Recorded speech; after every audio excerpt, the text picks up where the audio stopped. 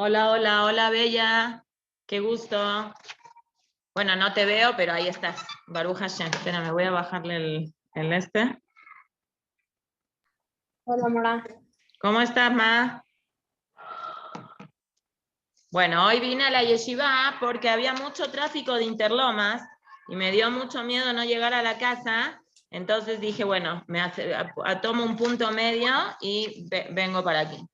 Nosotros dijimos ayer que vamos a tratar de hablar hoy, nos vamos a robar el shiur de Mishle, que Baruch Hashem, como es un shiur que tiene, no tiene no es algo especial de los Hagim o podemos a veces hacernos las locas y mover un poquito las fechas para poder hablar de cosas que son Dabar Beitomato, que Jajamim dicen que es bueno hablar de las cosas que pasan en el momento adecuado cuando tienen que pasar. El domingo, si no viene el Mashiach antes, lamentablemente vamos a conmemorar 5 cosas que pasaron en la historia en el día 17 de Tammuz. 5 cosas que no pasaron el mismo año, que pasaron en años diferentes y que debido a la gravedad de estas 5 cosas, Hazal determinaron de que tenemos que ayunar. Es un ayuno que empieza en la madrugada y acaba en la noche. Y después de este ayuno empiezan 3 semanas, es decir, en este ayuno comienzan 3 semanas que son conocidas como Yemé Ben Ametzarim, los días entre la estrechez, los días entre las murallas, los días que son 21 días de suma tristeza, que son los 21 días más tristes del calendario Yehudí. En realidad son días que van creciendo el nivel de tristeza que tenemos que tener. En primera instancia, en estas 3 semanas no se casa la gente, no se hacen fiestas con música, no se hacen bailes, etc. Ashkenazim tampoco se rasuran, Sefaradim sí nos rasuramos hasta Rosh Chodesh Av. Pero vamos a tratar de explicar un poquito cuál es la enseñanza para nosotros mismos y qué es lo que podemos aprender. El año pasado hablamos de una faceta y hoy vamos a tratar de hablar de otra faceta. La Gemara dice 5 cosas, 5 cosas pasaron el día de Yud Zayin Betamuz en la historia del pueblo de Israel. La primera cosa que pasó es Shenishtabru Alujot. En el año 2448 de la creación del mundo, el 6 o el 7 de Sivan, hay Mahloket, Moshe Rabenu, Hashem Boreolam trató de dictar las 10, el pueblo de Israel aguantó nada más 2, el resto le pidió a Moshe Rabenu que siga dictándolas. Y Moshe les dijo al pueblo de Israel, yo me subo al Shamaim a que me den las lujot, nos vemos en 40 días. Hubo un problema de comunicación, porque los Yehudim entendieron que ese día era parte de la cuenta, y en verdad no era incluido ese día. También pasa a veces en español que una persona te dice, te espero hasta las 4. Entonces, en Argentina, hasta las 4 es que voy a estar a la 1, a las 2, a las 3 y a las 4:01 me voy. En México a veces se entiende que te espero hasta las 4, es a partir de las 4. Son comunicaciones que pasan, a mí me pasó mucho hasta que pude entender eso, porque siempre me descompaginaban los horarios con la gente que quedaba. Entonces los Yudim entendieron de que él va a bajar el Yud Zayin Betamuz.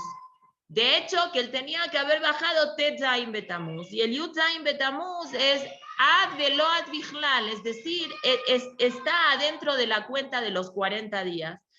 Pero Moshe Rabenu no dijo eso. Moshe Rabenu dijo, bajo en el 17 de Tammuz. Es decir, que el 17 de Tammuz está dentro de los 40 días. El 17 de Tammuz el Satán hizo todo un show. El Erev Rav aprovechó ese show y el pueblo de Israel se dejó llevar por el Erev Rav, que entre paréntesis el Midrash Rabenu Bajie en esta parashá de Balak dice, hace toda una cuenta que el Erev Rav era 2 veces la cantidad de Yotzei Mitzrayim. Habían un montón de Erev Rav, es una cantidad astronómica de gente, por eso podemos entender la influencia tan gorda que tenía. También tenemos que entender que el pueblo de Israel estaba recién salidito de Mitzrayim, todavía no había entendido qué es bien ser libre, todavía tenían mentalidad goy bekerev goy, dice el pasuk en Devarim, el pueblo de Israel estaba inmerso en la boda zará de Mitzrayim, como un feto está inmerso en la panza de su mamá. Era muy difícil para ellos deshacerse de esa idea, y el pueblo de Israel peca en el becerro de oro. Ese fue Yud Zayin Betamuz. Moshe Rabenu escucha unas voces, Yoshua estaba a lo lejos, no sabía bien lo que pasaba, y Moshe Rabenu escucha unas voces y le dice a Yoshua, ¿qué está pasando en el campamento? Yoshua dice, parece que hay guerra, y Moshe le dice, no, estas no son voces de guerra, estas son voces de festejos. Los Yehudim habían caído 40 días después de haber recibido la Torá y de haber oído Anoji Hashem lo queja, Loye, etcétera, etcétera, habían caído a un nivel de Abodá Zará, Giluy Arayot y Shvichut Damim. Y Moshe Rabenu rompe las lujot, y fue un día triste porque Moshe Rabenu tiene que dedicarse a hacer una limpieza de la gente pecadora. Eran 3,000 personas que se murieron a causa de este suceso tan desagradable. Muchos años después, el 17 de Tamuz, Butal Korban HaTamid, se tuvo que anular de hacer el Korban HaTamid, porque el Rasha de Nebuzaradán, junto con su grupo de gente, sitió la ciudad de Jerusalén. Lo vimos ayer con el Naví, que ayer Baruch Hashem acabamos de estudiar Melahim Bet. Sitiaron la ciudad de Jerusalén, ellos la empezaron a sitiar a Sarabe Tebet, que también ayunamos, y durante 2 años y medio la mantuvieron cerrada. Y el 17 de Tamuz se rompe las lujot, pero un 17, la muralla entran y 3 semanas después se quema el Bet HaMikdash. Pero un Yud Zayin Betamuz anterior a eso, los Yehudim que estaban encerrados no podían comprar pan, no había para comprar animales porque estaban encerrados y se consumió todas las comidas que estaban adentro de las murallas. Entonces, ¿qué hacían los Yehudim? Pasaban un dinero por la muralla con una cuerda, con una canastita, les ponían dinero a los goyim que estaban afuera de la muralla, les pagaban un dinero, ellos iban a traer el animal, y ponían al animal en la canasta, los Yudim jalaban esa canasta y les traían animales para hacer el corbán. También así dice el Naví en Melahim Bet, también así dice que hacían con el pan. Y los Goim aprovechaban a tomarles el pelo a los Yudim, y en un principio, ayer leímos la Gemara que dice que en un principio todo el tiempo los Yudim pagaban con dinero de oro, es decir, pagaban mucho más de lo que valía. Y en un principio compraban jitá, les daban trigo, después con el mismo dinero les daban cebada, después con el mismo dinero les daban paja, y después con el mismo dinero no les daban nada. Así la gente se empezó a morir de hambre. Con el Korban HaTamid, con el becerro, tenían que hacer dos becerritos, uno Korban Tamid Shel Shahar y el otro el Korban Tamid Shel Ben Arbaim. Por eso nosotros decimos Shahrit y Minja, y decimos Arbit todo el tiempo que se consumía el Korban de Minja. Resulta ser que los Goim no pueden romper la muralla, y un Zaken Babli, una persona que estaba allá afuera, viejito, les dijo a los soldados: mientras ustedes sigan haciendo esto y los Yudim sigan haciendo Korbanot en Jerusalén a su Hashem, nunca vas a poder romper la muralla. Haz algo para que se interrumpa esta situación de hacer el Korban HaTamid. Entonces decidieron de que qué van a hacer. Haz una cosa, en lugar de ponerles un animal kasher, ponles un cerdo. Los Yehudim no pueden hacer, no pueden hacer korbanot de cerdo, entonces en ese momento vas a poder entrar a Jerusalén. Y dicho y hecho, los Yehudim pagaron por un animal kasher, y los reshaim de los Goim, en lugar de ponerle el animal kasher, les pusieron un cerdo. La kedushá de la Jomá no aguantó la impureza del cerdo. Entonces, cuando estaban subiendo el cerdo con la canastita, en un momento dado, ya la Jomá, la muralla, empujó al cerdo, y el cerdo, para defenderse, rasgó con sus pezuñas la Jomá de Jerusalén y mandó a volar la jomá está al cerdo una distancia muy grande. Y en ese día ya pudieron entrar a la ciudad de Jerusalén. Por eso, el 17 de Tamuz también es una fecha que conmemoramos que Ukeair se rompió la jomá, tanto en el primer Bet HaMikdash como en el segundo. Nosotros ayer en Naví leímos que en Melahim Bet dice que en el primer Bet HaMikdash la jomá, la muralla, se rompió el 9 de Av. Y ayer dijimos que hay un poco de mahloket entre Hazal, si realmente fue el 9 de Av, o por una situación emocional de tanto dolor que el pueblo de Israel tenía, no se sabe bien la fecha y se escribió el 9 de Av, pero a lo mejor no fue el 9 el 9 de Tamuz, no 9 de Av, el 9 de Tamuz. De todas formas, haya sido el primer Bet HaMikdash el 9 de Tamuz o no, Jajamín pusieron que el 17 de Tamuz ayunamos por los dos, ni modo que ayunemos el 9 de Tamuz y también el 17 de Tamuz. Entonces Hazal pusieron que el 17 de Tamuz se ayuna en recuerdo a que en los dos Bate Mikdash, que en los dos nos encerraron y tardaron 3 semanas entre entrar a la Jomá, a la ciudad de Jerusalén, y llegar hasta el Bet HaMikdash. Muchos años después, Apostomus, que era un emperador romano, quemó un Sefer Torah, y muchos años después, no muchos, a lo mejor fue 1 o 2 años después, el mismo Rasha Mitzelem Baejal puso una boda zará en el Ejal del Bet HaMikdash. Estos 5 acontecimientos terribles que se suscitaron en diferentes años, provocaron que Hazal pusieran que este tiene que ser uno de los ayunos que hacemos en recuerdo a la destrucción del Bet HaMikdash. Otro ayuno que hacemos, ojalá no lo hagamos este año, es dentro de 3 semanas, que es el 9 de Av, que también cae domingo, que es un ayuno mucho más fuerte. ¿Por qué? Porque ahí ayunamos de noche a noche, no como aquí que ayunamos de madrugada a noche. Aquí vamos a ayunar de noche a noche. Besat Hashem que no lo tengamos que ayunar. Otro ayuno que hacemos en recuerdo a la destrucción del Bet HaMikdash es el ayuno de Asara B'Tevet, que fue en diciembre, que fue ahí donde empezaron a cerrar la ciudad. Y el otro ayuno que hacemos es Tzom Gedalia, que es el Gimal de Tishre, el 3 de Tishre, que ayer platicamos qué fue lo que pasó. La tierra de Israel quedó desolada, se quedaron nada más un grupito de gente pobre en Jerusalén, y puso él a la cabeza ahí a un señor que se llamaba Gedaliah ben Ahikam, pero había otro señor que se llamaba Ishmael ben Netanyah, que él decía que él tenía que ser el líder. Se juntó con un grupo de gente de Amón y de otras personas que le subvencionaron a él y a 10 personas más que estaban con él armas, y Rosh Hashanah entraron y lo mataron. Gedaliah estaba sobreavisado, alguien le dijo, Gedaliah, cuídate.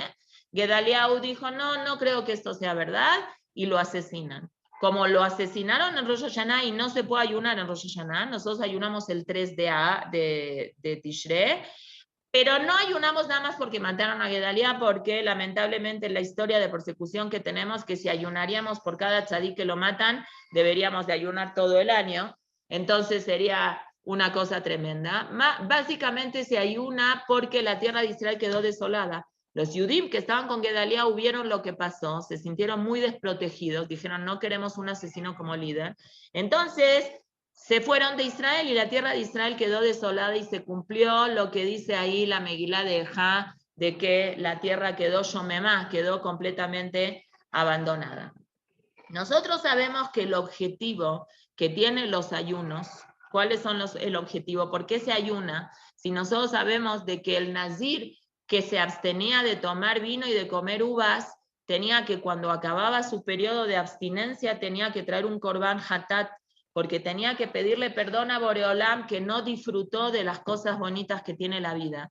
¿Cuál es el motivo que Jajamín pusieron que frente a una situación de dolor o de tristeza, la persona tiene que ayunar? Eso lo trae el Rambam en Alajot Aniot, y él dice, Yesh Yamim Shekol Israel Mitanim Baem, hay días que todo el pueblo de Israel tiene que ayunar, Mipne Atzarot Sheiru Baem, porque en estos días tuvieron problemas, que de leorer a levavot. El ayuno lo que debe de provocar en nosotros es despertar nuestros corazones, veliftoach darkea teshuvah, y abrir los canales de la teshuvah, y que nos acordemos cuando nuestros hijos nos pregunten el domingo, mamá, ¿por qué nos estás sirviendo a nosotros el desayuno y tú no estás desayunando tu café? Que usualmente, obviamente estoy hablando en mujeres que se sienten bien. En la situación de mujeres, el 17 de Tamuz es un ayuno que Am Israel ayuna, y si una mujer se siente bien, si no come, que ayune, pero si no se siente bien, no debe de ayunar. De hecho, en muchas comunidades religiosas y muy religiosas, de hecho muchos hasidim, sus mujeres se abstienen a ayunar en ayunos que no son ni Tisha B'Av ni Yom Kippur, porque entienden que frente a las necesidades de la familia antecede que la mamá se sienta bien. Obviamente que si la mamá se siente bien, si la persona que no come aguanta fácilmente el ayuno. Pero para que una persona logre interiorizar una situación, tiene que hacer algo físicamente, porque nosotros tenemos un cuerpo y un alma. Entonces, si abstenemos a nuestro cuerpo y no comemos, y nos da hambre o nos da sed y no comemos, entonces en ese momento nos empezamos a pensar, ¿por qué no como el día de hoy? Tengo hambre y quiero comer. Tengo sed, ¿por qué no como? No como porque hace muchos años fue un día de tristeza y yo quiero hacer teshuvá, y eso me ayuda a mí a hacer teshuvá. Si todavía no vino el Mashiach, quiere decir que nosotros nos seguimos comportando como se comportaron ellos. Estoy leyendo del Rambán de adentro, hasta que ellos tuvieron ese problema y nosotros lo seguimos teniendo este problema. De Barim Elu, que cuando nosotros recordemos estas cosas que ellos vivieron, Nashuv Leetiv, entonces vamos a volver a hacer las cosas bien. Y el Rambam especifica cuáles son las cosas y no termina, sigue mucho más largo, pero yo lo voy a terminar aquí. Kola Tzomota Elu. Todo este desglose de ayunos que nosotros hacemos en recuerdo a problemas que tuvimos, ¿no? Y Kippur aquí no entra porque Kippur no es que nosotros ayunamos por una tzará. Kippur ayunamos porque la Torá dice, Baruch Hashem, para que sea un día que estamos conectados con Boreolam todo el tiempo. Pero estos tzomot, estos ayunos que hacemos en los días que desglosamos antes, Asar TV, Tisha B'Av, 17 de Tamuz, y Tzom Gedalia, que son por problemas que tuvimos, y Tanit Esther por otras circunstancias, Atidim Libatel Limota Mashiach, se van a anular cuando venga el Mashiach. Velo Od, no nada más eso, Ela Sheem Atidim Liot Yamim Tovim,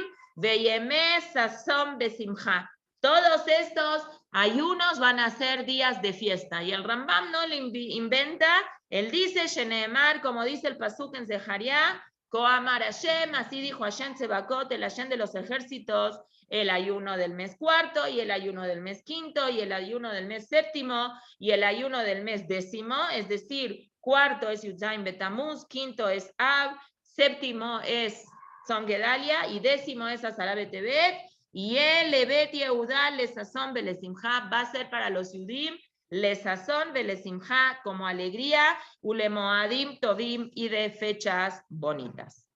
Entonces me gustaría compartir en el ratito que tenemos 2 o 3 ideas, a lo mejor llegamos a las 3 ideas, de por qué ayunamos. Nosotros sabemos, el primer motivo que dijimos es porque Moshe rompió las lujot. Ok, rompió la lujot, y Hashem, ¿qué hizo después? Nos dio unas segundas lujot. Y varias veces nosotros hablamos del poder de la resiliencia que a Kadosh Baruj Hu le otorga a la persona y le otorgó a Am Israel, no nada más de resilienciarse una persona, sino también la capacidad de que siempre kinafalti kanti. Gracias a las cosas que nos equivocamos, logramos superar retos y aprender cosas. De hecho, más de una vez cuando la Torah habla del rompimiento de las lujot, lo hemos repetido una y otra vez porque es una enseñanza muy fuerte. A Kadosh Baruj Hu le agradece a Moshe Rabenu haber roto las lujot. El último Rashi del libro de Devarim es Leene Kol Israel, que Hashem le dice qué cosa pasó delante de todo el pueblo de Israel, Sheshivarta et alujot, que rompiste las lujot, y Ashar Koach. Gracias, le dice Boreolam a Moshe Rabenu, que las rompiste estas lujot. Muchas gracias. Las segundas lujot tenían ventajas que las primeras lujot no tenían. Así dijo Resh Lakish. A Hashem le aumentó, a Gadá y a Lajá y Midrashim, que las primeras lujot no tuvimos capacidad de aprender de esas lujot rotas que se quedaron en el Arón HaKodesh, las rotas y las buenas, las segundas, se quedaron ambas, y en recuerdo a eso. Pero, de todas formas, aunque Hashem le agradeció, fue una cosa muy triste. ¿Por qué? Porque había una gran diferencia entre las primeras lujot y las segundas lujot. Las primeras lujot, la Torá testimonia que es Etzra Elohim, y Hashem las escribió Kaviahol con su dedo. De hecho, pasaban milagros en las lujot que no pasaron en las segundas lujot, que es que cuando se grabaron las lujot, cuando uno graba una cosa sobre una piedra, la Mem Sofit y la Samach Sofit, no hay forma que una persona las pueda poner en la piedra sin que se vuelva un círculo o un cuadrado, porque ¿cómo grabas la parte de adentro? Es decir, no se puede. Y Hashem hizo un milagro que se mantenían flotando la Mem Sofit y la Samach Sofit en las primeras lujot. Las primeras lujot había un mensaje que Hashem quería decirnos a nosotros, que nosotros por nuestra incapacidad y por nuestra tontería no lo supimos aprovechar, que es que dentro de la piedra se puede llevar el dedo de Hashem. Está grabada la mano de Hashem adentro de la piedra, dentro de nuestro cuerpo, que es físico. Dentro de lo físico existe la mano de Hashem, la capacidad que tiene el Yehudí de transformar la materia en espíritu. Existe eso. Sigue existiendo todavía también en las segundas lujot, aunque las escribió Moshe Rabenu, pero si nosotros hubiéramos mantenido el linaje y mantenido la conducta que Hashem estaba esperando de nosotros, hubiera sido para nosotros hoy mucho más fácil accesar a bondades de Boreolam y de nosotros ser mejores personas, porque hubiéramos tenido las primeras lujot.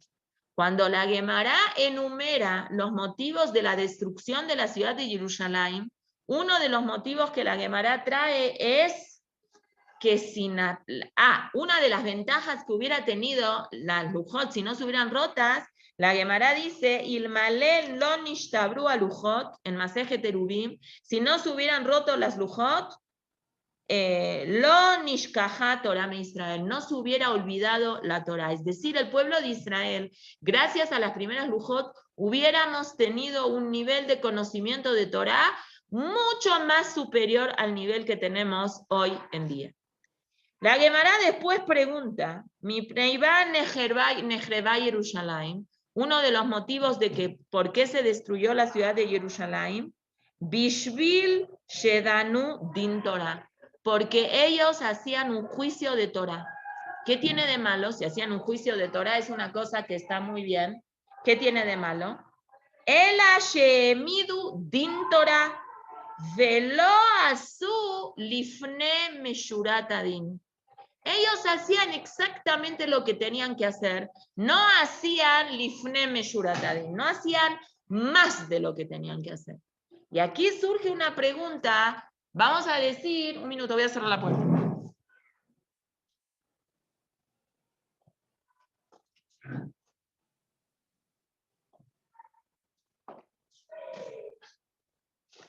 Vamos a decir toda Rabá que hacían Din Torah. ¿Qué tiene de malo que hacer Din Torah?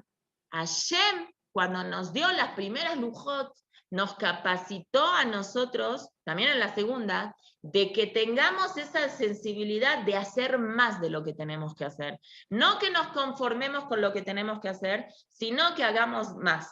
Din Torah, en verdad, aquí lo que quiere decir es de que ellos adaptaban el Din Torah para lo que les convenía, más que nada, pero esa es la enseñanza que nos viene a enseñar el rompimiento de las lujot, esa separación que existió en nosotros mismos de separar la materia con el espíritu. Entonces, cuando estamos en cosas de Torah, nos hacemos los tzadikim. Y cuando estamos en cosas, cuando comemos, cuando tomamos, cuando hacemos cosas físicas, se nos olvida a nosotros esa parte de Torah y estamos en esa disyuntiva haciendo las cosas más o menos mal.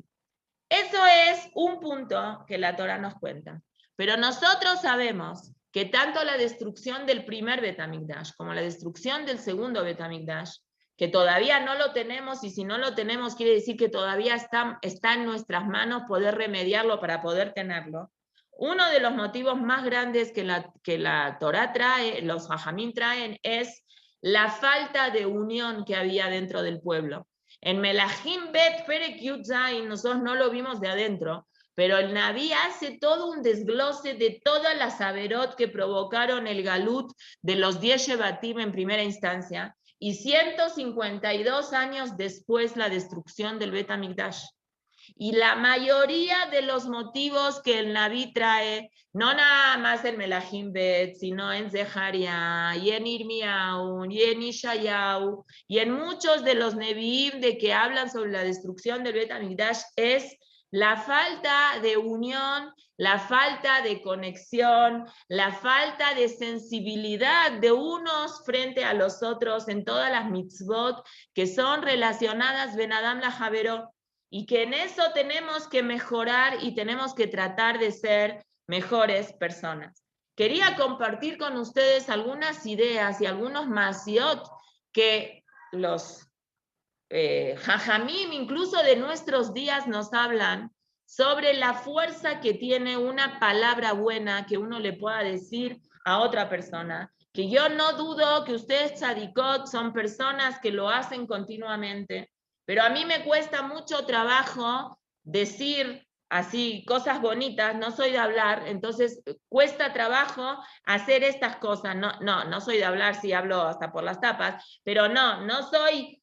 No me nace a veces de decirle a una persona cosas bonitas, y es muy importante que lo hagamos. Y les quiero contar una historia sobre varias historias, a ver si podemos compartir, historias que hablan sobre conductas más allá de las que específicamente se esperan de una persona y que Baruch Hashem se pueden llegar a hacer, y a filo un goy las puede hacer.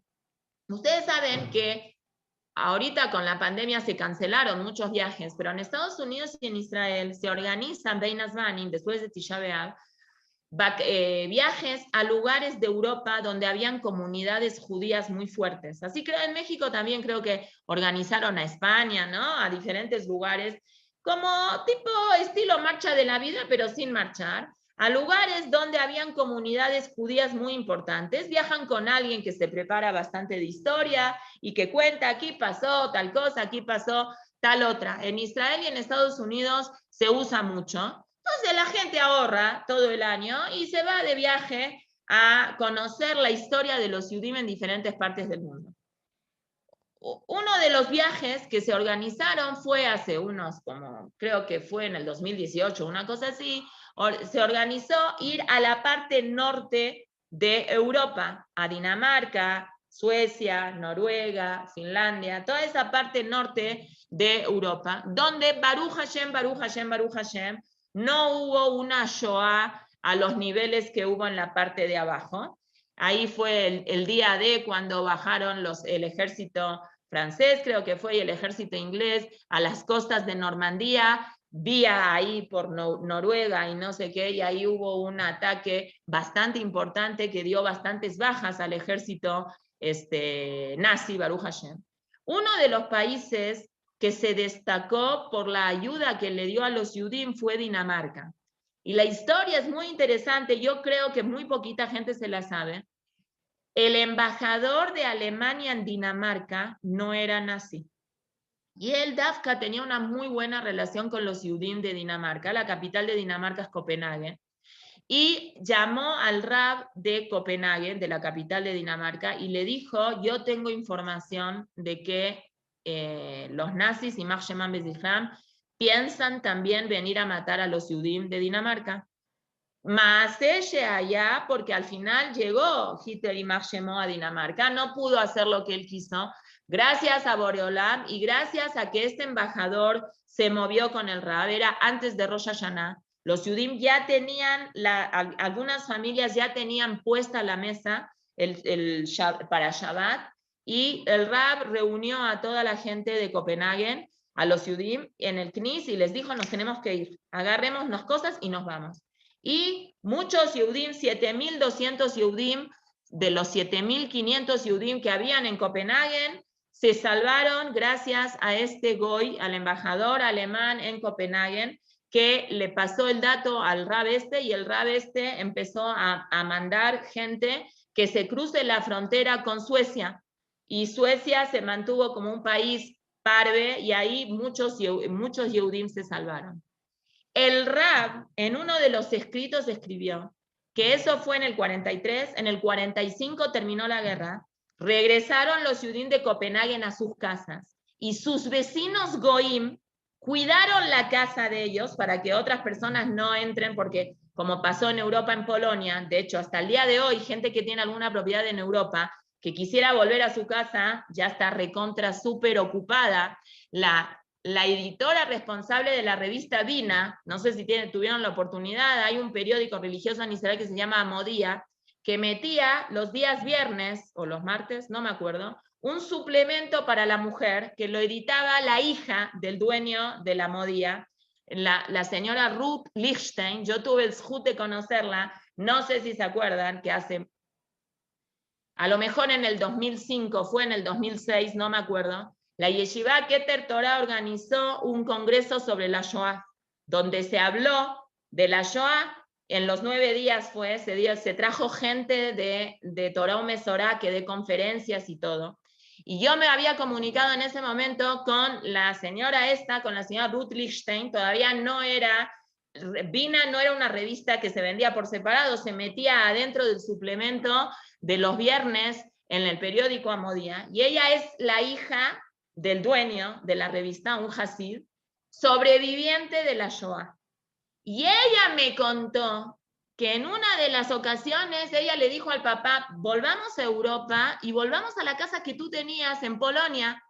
Y el papá al principio estaba muy resistente a regresar, a revivir todas las circunstancias que vivió, pero hay sobrevivientes que les hizo bien regresar ahí, y hay gente que no quería saber de nada. Mi bobe, mi abuelita, Alea Shalom, la mamá de mi mamá, que no se escapó de la Shoah, ella no le tocó de la Shoah, ella fue con su familia de Rusia a Buenos Aires en el 30 y pico, algo así. Ella no pasó nada de la Shoah.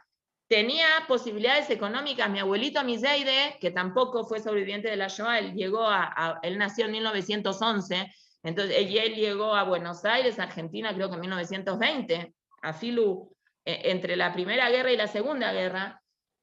Muchas veces le dijo a mi bobe si quería que él la llevara a Rusia a recordar, porque mi abuelita creo que llegó de Rusia a Buenos Aires a los 17, 18 años, tenía memorias muy frescas de su adolescencia en Rusia, y mi abuela, me acuerdo cómo nunca quiso volver a Rusia porque dijo, yo no voy a pisar un país donde mató a tantos Yehudim.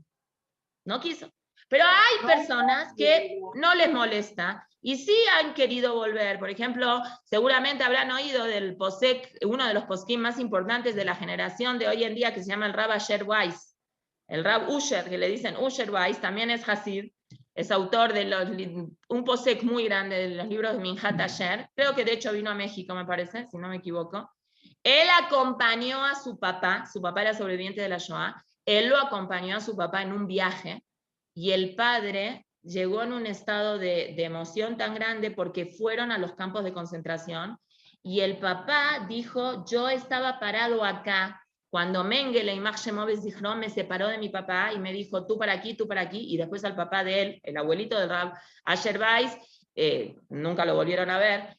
Entonces, revivió todo eso, y la gente religiosa cómo le agradece a Boreolam, etcétera, etcétera. Ya habrán oído de muchas historias de la marcha de la vida, etcétera. Esta señora, Ruth, volvió a Europa con su papá, y el padre se acordaba perfecto la dirección, el número, todo. Llegan a la casa, golpean la puerta, y está ocupada la casa, obviamente, con unos polacos. Los polacos cuando mueve la cortina de la casa, son casas, no son edificios, todavía creo que en algunos pueblitos de Europa viven como, no sé, hace 1000 años, entonces les cerró la cortina, volvieron a golpear, y ella le habló, el señor le habló en polaco, y le dijo, yo no te vine a sacar la casa, nada más quiero entrar a verla, nada más. Y ella me contó que fue un shock tan grande para el padre, porque cuando el padre entró a la casa, estaba la casa igualita como ellos la dejaron. Vieron que hay personas mayores que les gusta decorar su casa con unas, se dicen como carpetitas. Son como unos pedazos de tela muy bonitos decorados que le ponen al mueble un pedazo de tela así rectangular, como si fuera un caminito. Así como calado. ¿Cómo qué? ¿Cómo se dice? Como caladito, así de hoyitos. Como caladito, y le ponen el adorno encima de eso. Bueno, en Europa era muy común, así lo mismo que mantelito, todo igual. Entraron, vieron, se dieron media vuelta, pidieron creo que permiso para sacar unas mezuzot o una cosa así, y se retiraron. Pero en Dinamarca no fue así.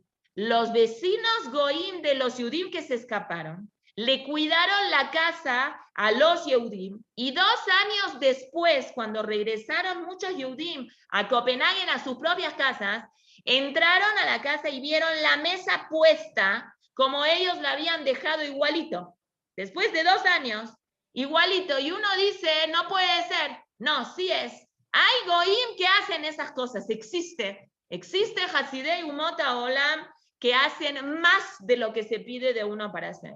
Y si un goy lo puede hacer, Kal Vajomer, Uben Benosh el Kal Vajomer, que nosotros tenemos esa capacidad de hacer.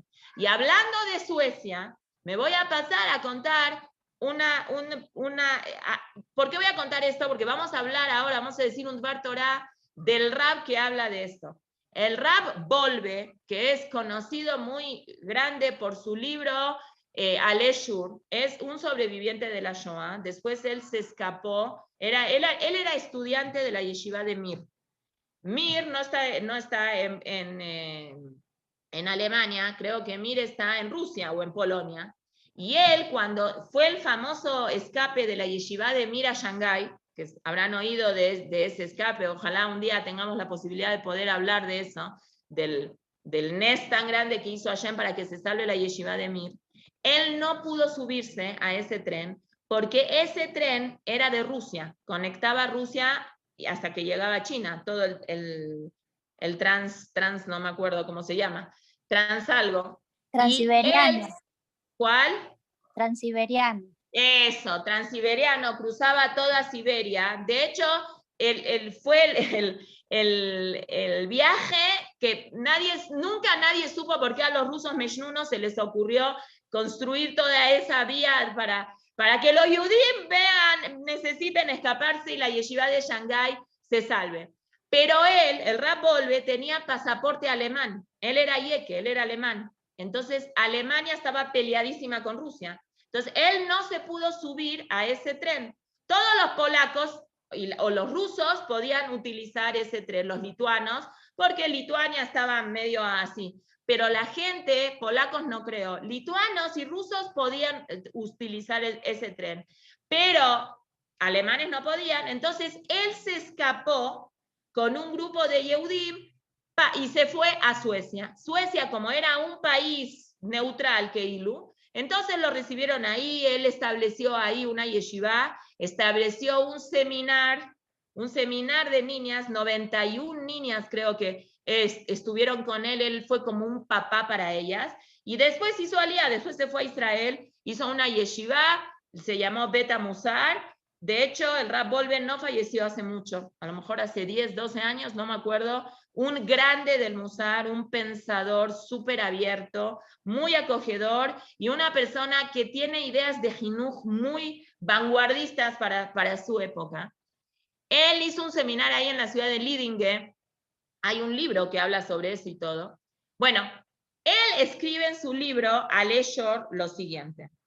Él dice estudiamos de Rabenu Israel. Rabenu Israel, él se refiere, si fuera él un jajam hasídico, asumiríamos que él habla de Rabbi Israel Baal Shem Tov. Pero como él sigue la corriente del Musar de Lituania, Rabenu Israel se refiere a Rabbi Israel Misalant, el fundador, el creador de Tnuat HaMusar. Ki ha'etza hayejida. El único consejo, dijo Rabbi Israel Misalant, que nosotros sabemos para que tengamos un buen juicio, él está hablando de esto en relación a Rosh Hashanah y a Yom Kippur, es volverse una persona ish sherabim tzrichim lo. Ser una persona que la gente la necesite, ser una persona servible, ser una persona que sirva a los demás.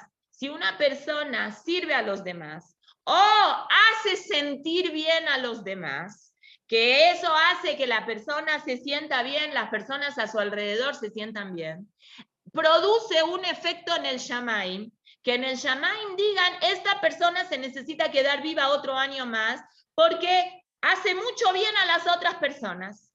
Y el mismo Rab Volve trae en su libro Aleshor, no está en el Aleshor, es el Shla HaKadosh en la parashá de Beshalach, que si nosotros nos remontamos a la parashá de Beshalach, cuando el pueblo de Israel sale de Mitzrayim, y viene Amalek a atacarlos así de repente, Moshe Rabenu le dice a Yoshua, Bejar lanu anashim, escoge para nosotros personas para que salgan a la guerra. Yoshua es el que sale a la guerra y Moshe es el que lidera la guerra desde una montaña y él se sienta y de una mano lo agarra Aarón y de la otra mano lo agarra Hur y levanta las manos al Shamaim para rezar. Él no sale a la guerra, él mandó a Yoshua a la guerra porque para pelear contra Amalek hay que venir de la familia de Yosef y Yoshua venía de Shevet Efraim. Y Efraim es el hijo de Yosef, entonces la fuerza espiritual tiene Yosef para contrarrestar la fuerza de Amalek.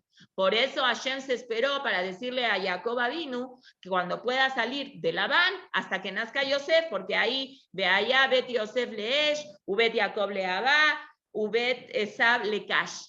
Pero bueno, Moshe Rabenu reza, pero ¿cuál es el lashon que utiliza Moshe Rabenu para decirle a Yoshua, escoge gente que salga contigo para la guerra? Bejar lano. Como si fuéramos un equipo, tú y yo vamos a escoger. ¿Cómo? Moshe es el jajam, grandísimo. Yoshua es su alumno. ¿Qué quiere decir bejar lano? Escoge para nosotros.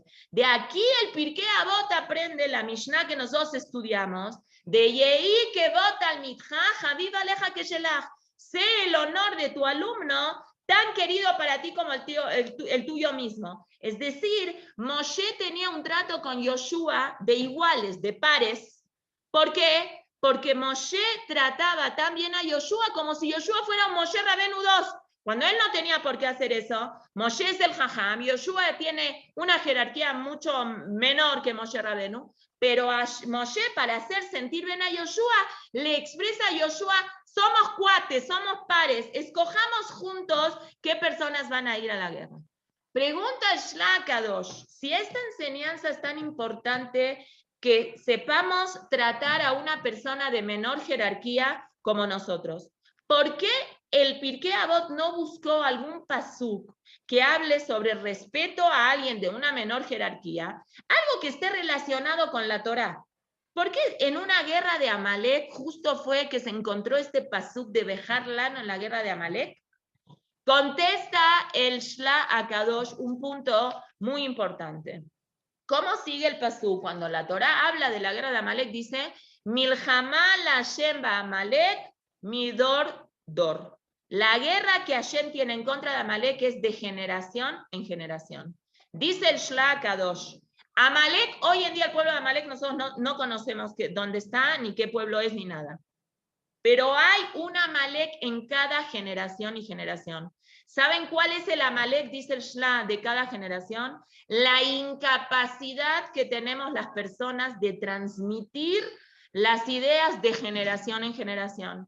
Pueden ser las redes sociales, puede ser el egoísmo, puede ser el nombre que uno le quiera poner a la incapacidad que vivimos de poder transmitir las cosas de generación en generación. Dice el Shla HaKadosh, ¿sabes qué es lo que contrarresta esa incapacidad? la capacidad que tenemos de hacer sentir bien a otra persona. Boreolam escogió el pasuk en la guerra de Amalek, en Bejar Lanu Anashim, para enseñarnos que nosotros tenemos una capacidad de lograr trascender en las demás personas. ¿Cómo logramos trascender en las demás personas? Cuando hacemos sentir bien a las otras personas. Cuando alguien de mayor jerarquía se pone al nivel de la persona de menor jerarquía y la hace sentir bien, la hace sentir como si fuera que somos iguales. Hagamos equipo, no es que yo mando y tú obedeces, que es lo que el jefe hace, ¿no? El jefe puede mandar y los empleados obedecen. No, con Moshe y Yoshua no había jefe y empleado. Somos los dos, hacemos equipo. Los dos juntos, cuando hacemos sentir bien a la otra persona, ahí contrarrestamos la fuerza de Amalek. Eso es lo que permite trascender. No trascender en la vida vigilal, sino también trascender en la vida de la otra persona, para que nuestra vida en este mundo valide nuestra existencia, haciendo sentir bien a otras personas. No es nada más sentarse y estudiar Torah, ni cumplir Shabbat, ni comer kasher, eso seguro que es muy importante, pero también el Ben Adam la Javeró, que ese fue el motivo básico en el segundo Bet HaMikdash. En el primer Bet HaMikdash estudiamos en Naví todas las Javerot que la gente hacía, pero el segundo Bet HaMikdash, que la gente dentro de todo era religiosa. ¿Qué falló ahí? Falló importarme cómo el otro se siente. A mí no me importa, yo estoy bien con lo que yo hago. Si tengo que pisar al otro para lograr mi objetivo, voy y piso. Si tengo que hablar mal del otro, voy y hablo. Yo tengo que hacer, yo necesito hacer lo que mi propósito lo hace. Está bien, entonces si soy religioso, muevo mi pensamiento y muevo mi lógica para justificar lo malo que yo hago haciéndole daño a otra persona. Justifico, es el bien común, entonces el bien individual tiene menor valor al bien común. No sé, busco 1000 pretextos religiosos disfrazados de Yetzer Tov, y le hago daño a la otra persona.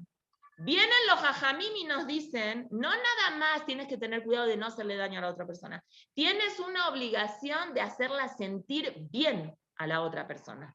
No alcanza nada más con que no le hagas daño. Tienes una obligación moral de hacer sentir bien a la otra persona. Les quiero contar una historia que leí, no me acuerdo en dónde, estaba en inglés, espero que la haya entendido bien. Mi inglés no es así muy bueno, pero espero que la hayas entendido bien. El dueño de la empresa Artsclor, nunca se preguntaron, conocen, ¿no? Esa imprenta es la que hace ¿cómo se llama? La Gemara Azul. La Gemara Azul, la que está traducida en Ibrit, que hay en Ibrit, en inglés, que se hizo muy famosa gracias al Siyum Hayaz. Bueno, al revés. El Siyum Hayaz se hizo muy famoso gracias a que mucha gente que no tiene acceso a leer sin puntitos pudo estudiar la Gemara en inglés y todo. Es una empresa, así como existe, no sé, ¿qué empresa imprime libros en México? Como, editorial Norma, sí, editorial, esto, es una editorial. En la editorial se llama Art Scroll, es decir, arte en rollos. ¿Cómo empezó esa empresa?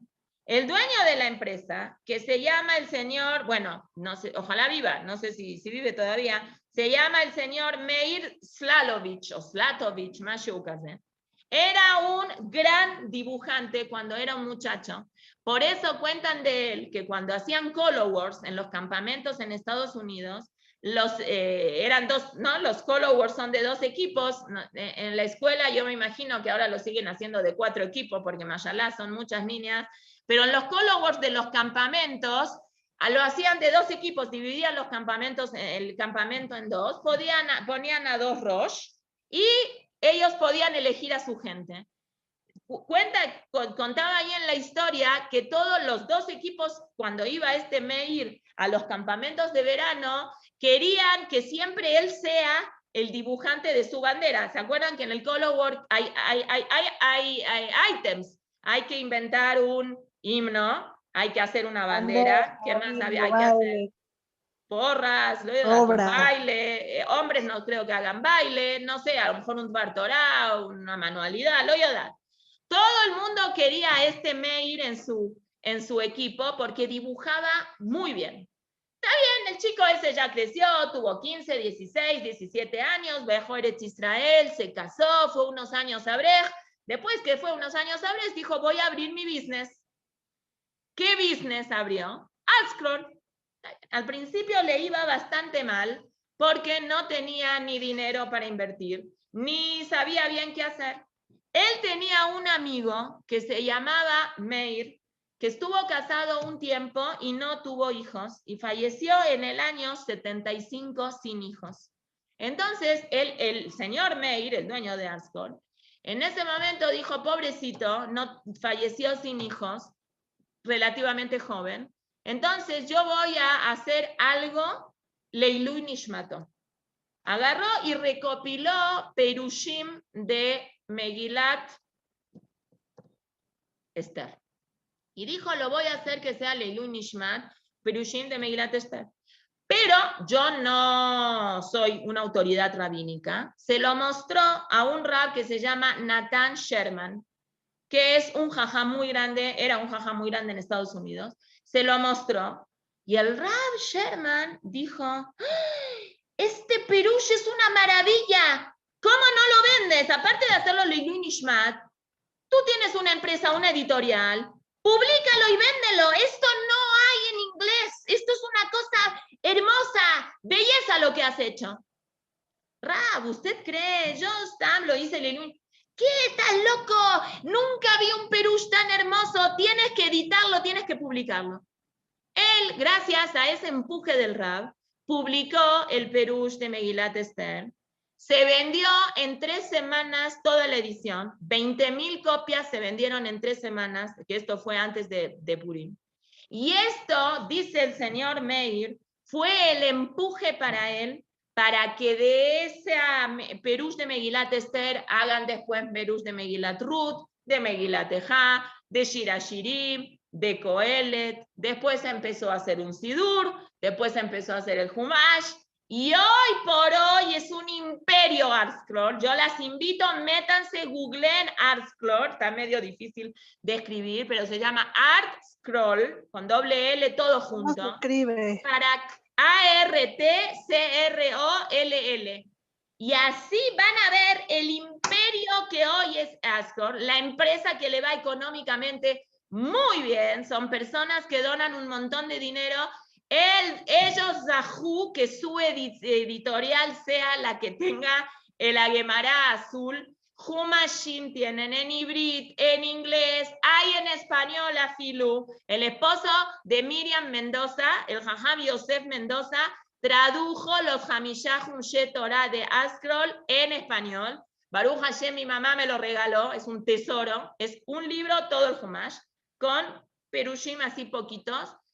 Y ahí tienen libros en francés, en ibrit, tienen todo el Tanaj. De hecho, el Shira Shirim nuevo que me compré, eso, así es, ArtScroll. El de Shira Shirim me lo hice un pedido. Zeta Berman, que es un lugar donde venden libros, tiene ofertas para Shavuot y para Hanukkah, me parece, que es envío gratis a México. Entonces mi hijo Baruch Hashem tenía un vale que se ganó en un premio de libros y yo metí unos libros para mí y me llegó, tarda un poco en llegar. Como es gratis, obviamente tarda unos meses en llegar. Creo que lo hice el 10 de mayo, el pedido. Llegó el lunes en la noche, por eso lo pudimos usar el martes para buscar perushim de ahí. Es una maravilla. Todo gracias a quién? A que una persona le dijo a una persona, ¿cómo? ¿Te vas a quedar así? Tienes que imprimirlo, esto está buenísimo. Y le echó porras. Esas porras lograron, en palabras del dueño de ArtScroll, del señor Meir Slatovich, hacer el imperio. ¿Qué poder tiene una palabra de un amigo, una palabra de una amiga, una palabra de una morá, una palabra de los padres, una palabra de los hermanos para empujar a una persona que haga algo? Solo por decir esto lo que tú estás haciendo está muy bueno. ¿Qué impacto tienen las palabras en una persona? Contó el Rab Pesach Krohn, eso lo escuché de él mismo. ¿Ustedes conocen al Rab Pesach Krohn? Un Rab que habla muy bien, que tiene varios libros también en inglés alrededor, algunos están traducidos alrededor de la mesa del Magid. Es un cuentacuentos de lujo, aparte de ser un Talmid Jajam grandísimo, de ser un Moel, una persona que ya está grande. Ha venido a México, yo Zahiti tuve el zhut de hablar con él personalmente, él me dedicó un libro y todo, Baruch Hashem. Él viaja por el mundo, se dedica, yo supongo, a eso también. Entonces, él contó que él había ido, creo que en el 2018, 2019, no sé, antes de toda la historia esta. Es como que ahora, cuando uno escucha a un rab hablar o lee algo actual, hay como, esto lo que pasó en el mundo del corona, fue como un parteaguas, ¿no? Es antes del corona y ahora como que después del corona, algo pasó como que en el medio. Entre paréntesis, hace un ratito, mi hijo me habló, me dijo de que pidamos refuá Shelema. No entendí bien qué pasó, parece que hubo un edificio en Miami, que no sé qué pasó, se cayó el edificio, se derrumbó el edificio, y hay muchos Yehudim que viven ahí en esa zona de Pearl Harbor, y hay que hacer tefilá. Baruch Hashem, ya se rescataron 35 personas vivas, Baruch Hashem, Bezat Hashem, que se rescaten a todas las 15 que faltan, sanas, salvas y bien, Baruch Hashem. No sé bien la verdad datos, no sé qué decirles, eso es la información que yo tengo y que espero que Bezat Hashem en estos momentos ya se hayan rescatado a todos, Bezat Hashem. Bueno, hay que pedir que todos tengan refuá Shelema y que todos estén bien, Bezat Hashem. El Rab Pesach contó que le tocó ir un fin de semana, un Shabbatón, o no sé, o dio una clase en la ciudad de Houston. Y cuando estaba en Houston, se acercó un muchacho que tiene la mano izquierda completa y la mano derecha se la tuvieron que cortar abajo del codo. No tiene brazo derecho, pero tiene hasta el codo nada más brazo derecho. Y que el Rab le dijo al muchacho, ¿ya va a ser tu bar mitzvah? Y el muchacho le dijo, sí, en unos meses va a ser mi bar mitzvah. Entonces el Rab le dijo, bueno, si me mandas una invitación, vengo a tu bar mitzvah. Para el niño, de que el Rab le haya dicho eso, bueno, se volvió loco. Entonces fue con el papá y le dijo, papá, invitemos al Rab Pesach Krohn al bar mitzvah. Y el padre le dijo, ¿cómo crees? Es un Rab tan ocupado, tiene que viajar de lugar en lugar, es una persona ya grande. Si lo vamos a invitar, él se va a sentir comprometido a venir, mejor no lo vamos a invitar. Y no lo invitaron. El Rab recibe un mail de una persona que le dice, Jajam, ¿usted se acuerda que estuvo en Houston hace un tiempo? Sí, me acuerdo. Y que hubo un niño que usted le dijo así y así. Le dice, sí, me acuerdo, pero no me invitaron al bar mitzvah. No, ni lo van a invitar tampoco. El papá no quiere, pero este Shabbat es su Shabbat de bar mitzvah. ¿Por qué no le manda un mail de felicitación al niño? El niño se va a poner muy contento. Entonces el Rab, muy contento, le manda el mail al papá del niño y el papá del niño se lo transmite al niño y el niño le manda fotos de su bar mitzvah y le muestra cómo él, aunque tenía un brazo, digamos, de aquí para aquí, ¿cómo se dice? Una prótesis, ¿no? Sabe manejar la prótesis de manera tan adecuada que se ve en la foto, dice el Rab, la foto que le mandó, cómo el niño mismo se está enrollando sus propios tefilín. El mismo, como es costumbre en algunos lugares, no nada más leyó el Sefer, también leyó el Sefer y también fue el Hazán en su bar mitzvah. El Rab se quedó tan impactado de que un niño con una discapacidad logró hacer tantas cosas que se acordó que en una de las conferencias conoció a un señor que Bijlal perdió el brazo derecho y se comunicó con la hija de este señor. Ahora les voy a decir cómo se llama este señor. A los 19 años, de la ciudad de San Pablo, se llama Wallstein, o Wallenstein, que cuando él tenía 19 años, en un accidente automovilístico, perdió Bijlal el brazo derecho. Y él dijo, yo no voy a permitir que esta circunstancia de mi vida me tumbe, yo voy a salir de esto adelante. Y hoy tiene 89 años, es una de las personas más ricas y filántropas que hay en la ciudad de San Pablo, Brasil. Y el Rav Pesach Krohn cuenta que él conoció a su hija Ariela, Canire, que vive en Nueva York, no sé. Y le habló a la hija Ariela y le dijo, Ariela, si yo le pido a tu pa que le escriba 2 renglones de Mazal Tov, porque alguien que vivió la misma situación de este chico se llama Nehemia, el de Houston, le va a dar mucho gusto al niño ese, le va a dar mucho jizuk. ¿Tú crees que tu papá quiera? No sé, le dice, me imagino que sí, no hay problema. Le manda la dirección del mail. El Rav Pesach le manda un mail al señor Wallstein, que tiene 89 años, y le pide si le puede escribir unas pequeñas líneas de Mazal Tov a este chico Nehemia de Houston, que no tiene medio brazo derecho, para darle fuerza. Bueno, ¿qué les digo? El señor Stern, de 89 años, de San Pablo, no le escribió 3 renglones, le escribió 3 hojas de su mail. Y les voy a leer un pedacito de estas 3 hojas. Yo no tengo las 3 hojas, obviamente. Las 3 hojas, y le dice en estas 3 hojas, espérenme, ¿a dónde lo dejé? Le dice, querido Nehemia, más alto, más alto, más alto. 3 veces le puso más alto. Y le pone, es un privilegio para mí felicitarte por tu bar mitzvah. Le dice, yo te quiero contar mi historia. Cuando yo tenía 19 años, perdí mi brazo derecho.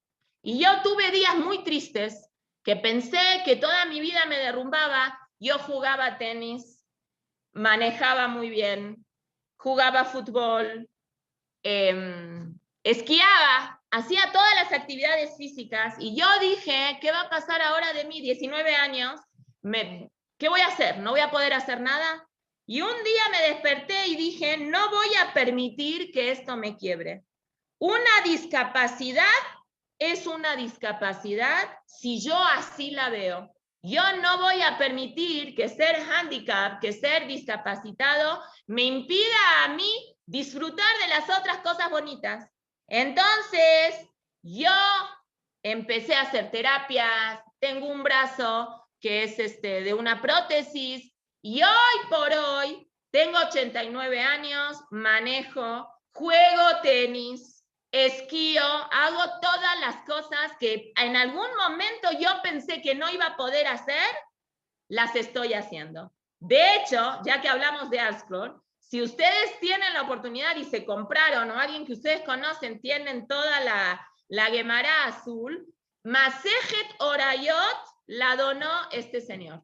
Es un filántropo, dona mucho dinero para esta organización, creo que se llama Efrat, que falleció hace muy poquito, el fundador de Efrat, un argentino, yo lo conocí en Argentina cuando yo era muy chiquitita, falleció en Israel esta organización Efrat, que es para ayudar a mamás solteras o mujeres que tienen alguna situación de vida que quieren abortar. Este lugar Efrat las ayuda para no abortar y las ayuda a criar a los hijos y todo. Este señor es un gran donador a este lugar que se llama Efrat. Dice el Rav Pesach Krohn que este chico Nehemia se puso tan contento que agarró el mail, lo imprimieron, los papás le imprimieron el mail y lo hizo un cuadro y lo tiene colgado en su casa en Houston, el jizuk que le dio este señor Stern, no sé cómo se llama. Es decir, cada uno de nosotros tenemos la posibilidad de poder hacer cosas para otra persona. Decir una palabra bonita, alabar al otro, darle jizuk. A veces uno no sabe qué circunstancias de vida está pasando la otra persona y que con una palmadita lo levanta. Le voy a decir algo que aquí está Tere presente. El martes en la noche se graduó tu sobrino, el hijo de Elena, ¿correcto? De tercero de prepa. A mí me tocó estar sentada en la mesa con tu mamá, con Elena, con la mamá de Elena, con Celi. Estábamos juntas. Y les estoy contando que mi hijo, Baruch Hashem, que también se graduó el martes, es mi bebé, mide 2 metros, pero es mi bebé, es mi hijo más chiquito. Entonces la mamá de Tere, la señora Celia, a los 120 años, me dijo, ¿cómo te sientes?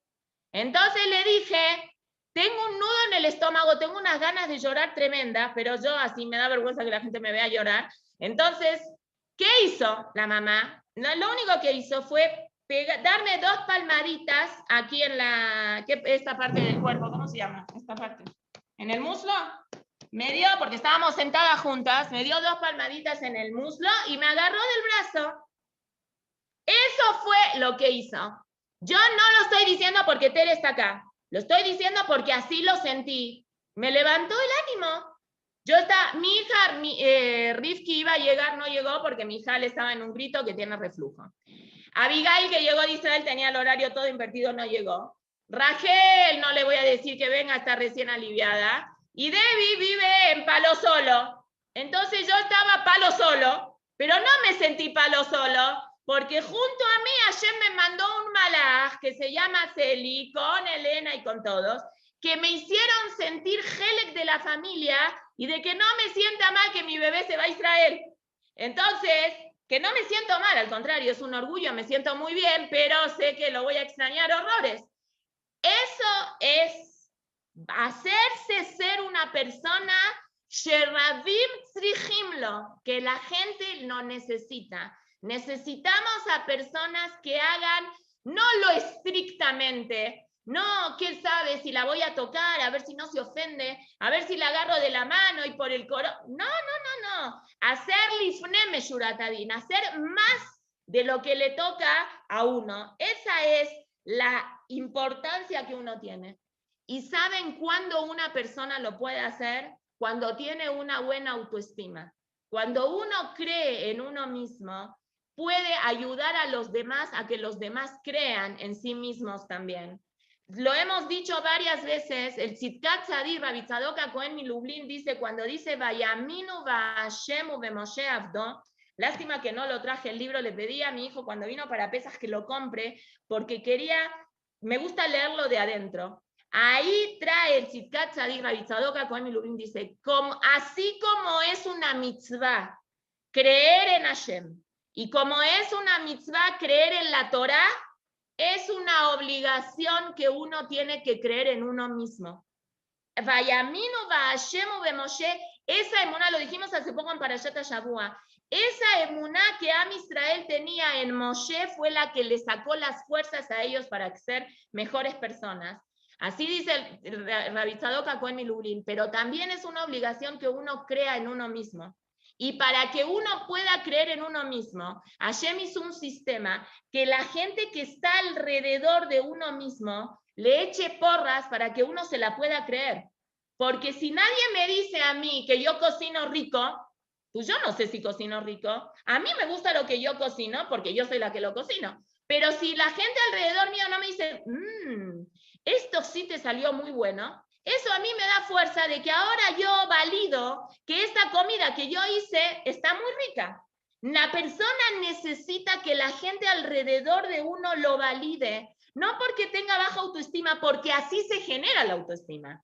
¿Quiénes son los responsables de la autoestima de uno? Directos, uno. Y después, los papás de uno, cuando uno era chiquito, si los papás de uno tienen expectativas de uno, grandes, importantes, entonces uno se la cree, uno puede.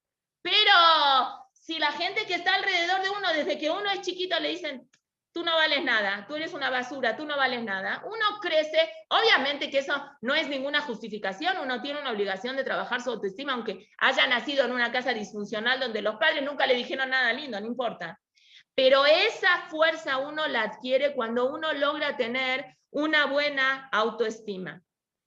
En una ocasión, justamente hablando, ya que estamos hablando de Rapé Safron, él contó que él se quedó huérfano de su papá cuando él tenía 21 años. Y él es el mayor de 7 hermanos. Entonces, lo mandaron a llamar de la yeshiva donde él estaba estudiando, que regrese a la casa, tiene que ayudar en la parnasá de su familia.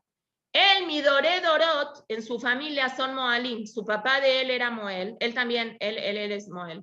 Entonces él estudió para ser Moel. ¿Quién llama a un Moel de 21 años? Yo tengo un hijo, mi hijo Jacob es Moel, tiene 24 años. Hizo algunos Brit Milot en Israel y en México creo que nada más 2 Gerim lo llamaron. Hizo Brit Milá de su hijo. La gente no llama a un chavo de 25 años cuando hay Moalim que tienen, no sé, miles de Brit Milot que están hechos. Es difícil para un chavo que está empezando que lo llamen a que haga Brit Milá. Hay que tener paciencia. Y él se acuerda de que cuando él volvió a casa de su mamá, estaba muy emocionado que la gente lo llame, y cuando él se enteraba que alguien había tenido un bebé, iba a la casa, y la mamá del bebé lo veía y le decía, ¿quién es el Moel? Yo. ¿Tú? No, gracias. Y era muy difícil. Baruch Hashem, hoy por hoy, después de tantos años, hay que tener zhut para que Rapé Sacrón sea el Moel de tu hijo, ¿no? Pero bueno, él dice que a Filu que pasaron tantos años, él volvía de trabajar y le preguntaba a la mamá, mamá, ¿llamó a alguien para pedirme un Brit Milá? ¿Y qué le contestaba la mamá? Todavía no. La mamá podía haberle contestado no, pero la mamá no le contestaba no. La mamá le contestaba, todavía no, ya van a llamar, todavía no. Y él dice de que eso a él le daba fuerzas para seguir adelante. Y ya para terminar, cuando él contó esto, cuando él se quedó huérfano, su papá tenía 47 años, era bastante joven para él, nos parecía tan joven, pero hoy cuando decimos a alguien de 47 años, mamá es muy joven. Económicamente estaba muy difícil. Una vez lo llamó un señor que hacía tefilá con él en el CNIS y le dio un sobre con $5,000. Entonces él le dijo, ¿para qué es? Dijo, para que tengas, yo sé que están pasando una situación difícil, para que tengas. Él va a la casa, le da los $5,000 a la mamá le dice, de ninguna manera nosotros vamos a aceptarse de acá, nosotros Baruch Hashem estamos bien, vamos a empezar a trabajar y vamos a salir adelante, no pasa nada. Va el señor, le regresa Rapé Sacrón, va con el sobre con este señor, le dice, mi mamá no me deja tomar este dinero. Entonces el señor le dijo, ¿qué tiene de malo? No te lo estoy regalando, te lo estoy prestando. Cuando tú tengas, gástalos, inviértelos en algo. Cuando puedas me lo regresas, ¿ok? Ok. Va con la mamá otra vez. Entonces la mamá dice, bueno, si es préstamo, ok, lo recibimos. Reciben el préstamo, este dinero los ayuda, invierten, la. Después de unos meses va Rapé Sacrón con este señor a regresarle los $5,000. Le dice, no, me da mucha pena, no te los recibo. ¿Cómo? Me dijiste que es un préstamo, ¿cómo que me lo recibo? Te voy a contar una historia. Hace unos años, yo había venido de la Segunda Guerra, no tenía tampoco ningún dinero. Vino un señor, se acercó y me dio un sobre. Y yo reaccioné igual como reaccionó tu mamá. No, yo dinero de acá no recibo. Me dijo, es un préstamo. Yo le regresé el dinero. Cuando se lo estoy regresando, me dijo, no te lo recibo. ¿Cómo me dijiste que es un préstamo? Sí, es un préstamo. Tú le vas a dar dinero. Vamos a hacer como la película o cadena de favores. Vamos a hacer, tú le vas a dar dinero a otra persona. Me vas a devolver mi dinero prestándole dinero a una persona que tú veas necesitada. Entonces, estamos haciendo una cadena. Entonces, tú a mí no me vas a regresar los $5,000. Se los vas a dar a una persona que tú observes que necesita ese dinero y así hacemos una cadena. Eso es Am Israel, un pueblo que se preocupa uno por el otro. Con esto quisiera terminar y que nos llevemos un mensaje de tarea. Tratemos hoy de buscar 5 personas y le digamos a estas 5 personas algo bonito. No sé, puede ser nuestro esposo, nuestra mamá, nuestra hermana. ¿Cuándo fue la última vez que le dijimos algo bonito a nuestra hermana? A la suegra. No sé si hay algo bonito para... No, mentira. Lo que sea, una cosa, 5 personas. Hoy a la noche. Reto 5 personas que digamos cosas bonitas a 5 personas que hace mucho no le decimos a nuestros esposos. Una vez me acuerdo que, no sé, me dio la loca y estábamos en la mesa de Shabbat y dije en la mesa, tenemos que agradecerle a papi que él se preocupa de pagar los impuestos a tiempo y Baruch Hashem nunca nos cortaron la luz, nunca nos cortaron el agua, porque papi es responsable y se preocupa de pagar los impuestos a tiempo. Bueno, en mi casa eso fue un shock tan grande que yo creo que ya pasaron como 8 o 9 años y que mis hijos cuando se quieren burlar de mí, de alguna cosa loca que hago, se juntan entre ellos y dicen, ¿se acuerdan cuando mami dijo ese viernes en la noche que hay que...? Así. No, no hagamos eso, que no parezca una cosa una vez cada 80.000 años, que los niños se acuerden como, ¿qué está diciendo? Que sea una cosa natural en nosotros poder decir Shevach, ¿cómo se dice? Alabanza. Elogios. Elogios, eso. Compliment, ¿no? Elogios a una persona. Y eso marca mucho la diferencia y que tengamos el zhut de que el Mashiach venga en nuestros días. Amén, ve amén. Nos vemos mañana. Muchas gracias. Gracias, Hay Mora. tarea, ¿eh? No se olviden de la tarea. Bye, bye. Gracias, Mora. Bye, Bye. bye. Hagan la tarea, Shema.